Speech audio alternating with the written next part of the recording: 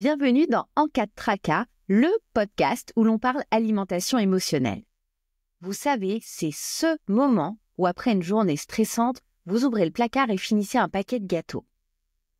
Alors pour mieux comprendre ce qui se passe, je vous propose d'explorer les liens complexes entre vos émotions, votre alimentation, votre corps et votre santé mentale. Dans ce podcast, vous découvrirez des récits touchants, des outils pratiques, des discussions enrichissantes pour vous aider à tisser une relation sereine avec la nourriture et avec vous-même.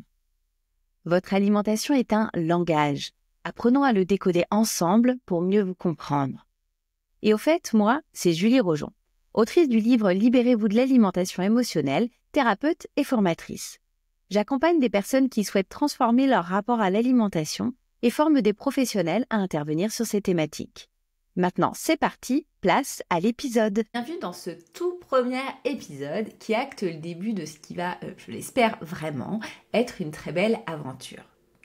Alors, vous me connaissez peut-être déjà via les podcasts où j'ai eu la chance d'intervenir, via mon livre « Libérez-vous de l'alimentation émotionnelle » paru aux éditions First en 2021 ou encore via les réseaux sociaux, notamment Instagram où j'essaie d'être présente. Et finalement, que vous me connaissiez ou non, eh bien j'ai décidé aujourd'hui de lever un peu le voile sur qui je suis et ce qui m'amène aujourd'hui dans vos oreilles. Tout d'abord, je suis une ancienne mangeuse émotionnelle, ce qui m'a amenée à souffrir de boulimie pendant des années, avec des va, des viens, des hauts et des bas. Je pense que j'ai commencé à manger pour combler un vide ou quelque chose d'autre. Il m'en reste aujourd'hui une sensation physique qui est relativement indescriptible. Et je dis indescriptible parce que quand ça a commencé, je pense que j'avais autour de 12-13 ans et qu'aujourd'hui il me reste qu'un vague souvenir.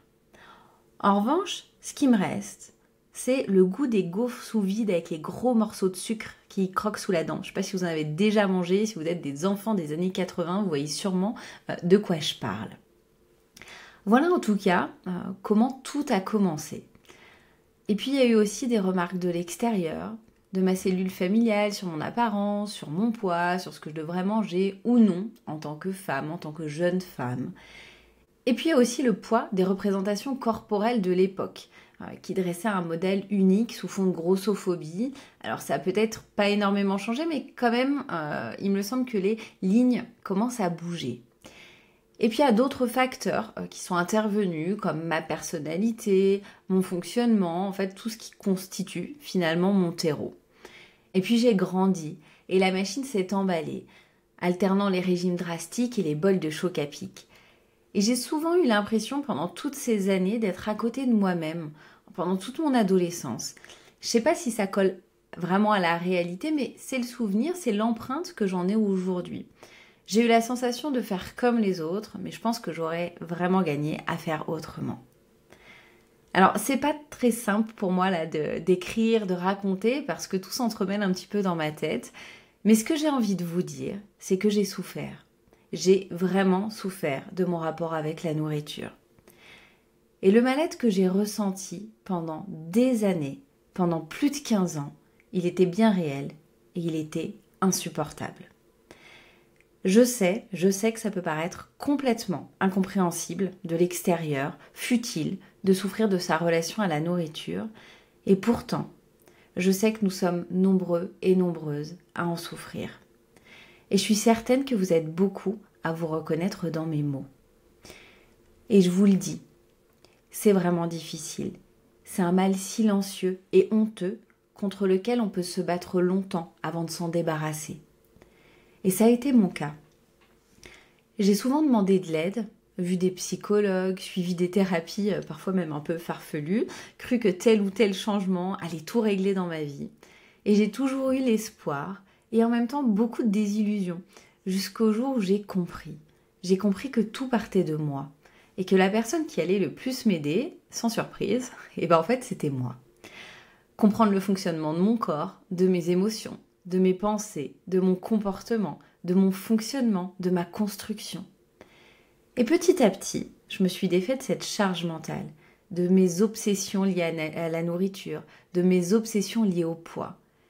Je me suis éloignée de la balance, qui me dictait par ailleurs ma valeur, et j'ai plus connu de moments où je mangeais à en suffoquer, à m'étouffer. Alors, je sais pas si à travers ces quelques lignes, j'en ai trop dit ou pas assez, mais une chose est sûre, il est possible de se libérer de l'alimentation émotionnelle, des troubles alimentaires et de tout ce qui les entoure. Et finalement, peu importe la terminologie avec laquelle on définit cette souffrance, il est possible de s'en affranchir, il est possible de s'en émanciper. Alors comment ? Eh bien justement, c'est ce que j'ai pour ambition de faire ici, de vous redonner du souffle et de vous insuffler de l'inspiration. Alors, je prétends pas tout connaître, sinon clairement je m'ennuierais, mais je peux vous assurer que je vais faire de mon mieux pour vous apporter des briques de compréhension et des pistes pour que vous puissiez transformer durablement votre rapport à l'alimentation.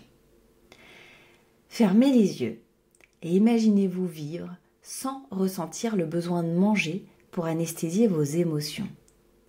Fini les recherches de réconfort à travers la nourriture. Plus besoin de vous demander si vous devez manger ce dessert ou non. L'alimentation n'est plus un refuge émotionnel, mais un plaisir simple, un plaisir serein. Et libéré de cette charge mentale, votre esprit est plus léger, plus disponible. Et votre énergie, elle, se recentre sur l'essentiel. Votre épanouissement, vos projets et vos rêves. Et c'est là notre destination.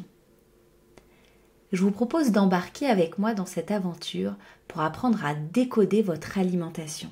Cette alimentation qui est votre langage. Ensemble, apprenons à le déchiffrer pour mieux vous comprendre. Alors pour ça, j'ai imaginé différentes formes d'épisodes, ce qui peut bien sûr évoluer. Alors vous donner une régularité et un tempo, là tout de suite, clairement c'est impossible pour moi. Néanmoins, je peux vous parler de la forme, de ce que j'ai imaginé. J'ai imaginé 3 types d'épisodes. Le premier, des conversations, témoignages, parce que je crois vraiment au pouvoir des mots, à l'identification, au soulagement aussi d'entendre une partie de sa vie racontée par quelqu'un d'autre. Puis on va pas se mentir, j'adore écouter les autres se raconter.